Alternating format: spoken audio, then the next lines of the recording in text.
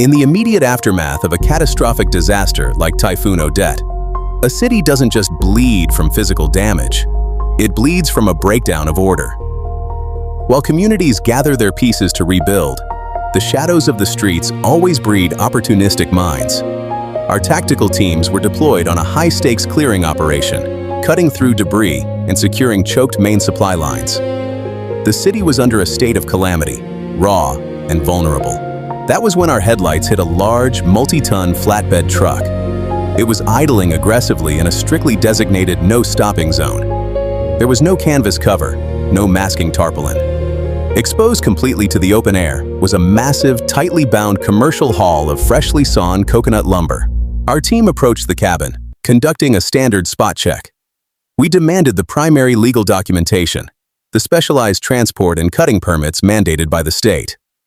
The driver's hands shook. He had absolutely nothing to show. Instead, he deployed the classic excuse of localized authority. He claimed he had verbal clearance from the local barangay captain. His logic? The trees were already knocked flat by the fierce winds of Typhoon Odette. He was simply doing the community a favor by cleaning the landscape. But in law enforcement, verbal permissions do not override statutory law. We initiated an immediate arrest of the driver and the owner, processing them on the spot, and towed the massive truck straight into the impound yard.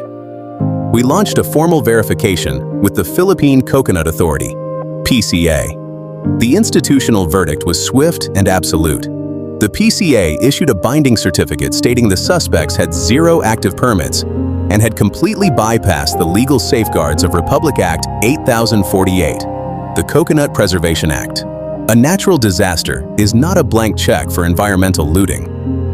The provincial prosecutor reviewed the airtight evidence and formally filed criminal information against the suspects before the regional trial court.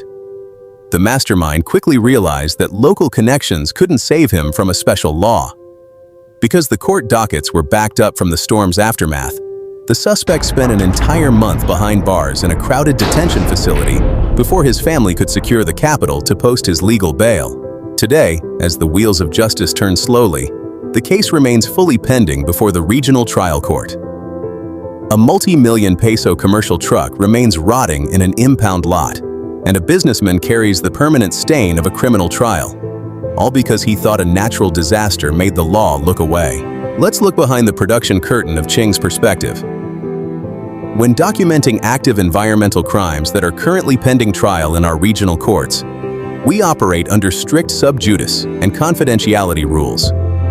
We cannot show real mugs, and we do not expose active tactical footage. To deliver this critical warning, we engineer hyper-realistic AI visuals. We explicitly reject animated cartoons. We force the AI to capture the heavy, raw texture of sawn timber under emergency flashlights, the damp asphalt of a post-typhoon highway, and the emotional weight of a suspect facing a cell. This allows us to educate millions of global creators and viewers on the realities of law enforcement without compromising a single court procedure. This case forces us to look beyond the surface of a fallen tree.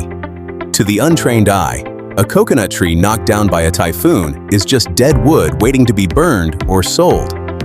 But the law doesn't see it that way, and neither should you. In the Philippines, the coconut tree is not just agriculture, it is the tree of life. From the root to the fruit, it sustains our ecosystem, shields our soil from erosion, and provides a livelihood to millions of small farmers. Republic Act 8048 was created with a profound purpose: to stop the indiscriminate, greedy clearing of our green infrastructure.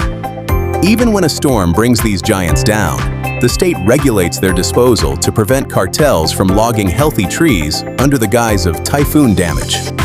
My perspective today is a lesson in stoic discipline. A crisis does not justify a crime. True character is exposed when the lights go out and the system is strained.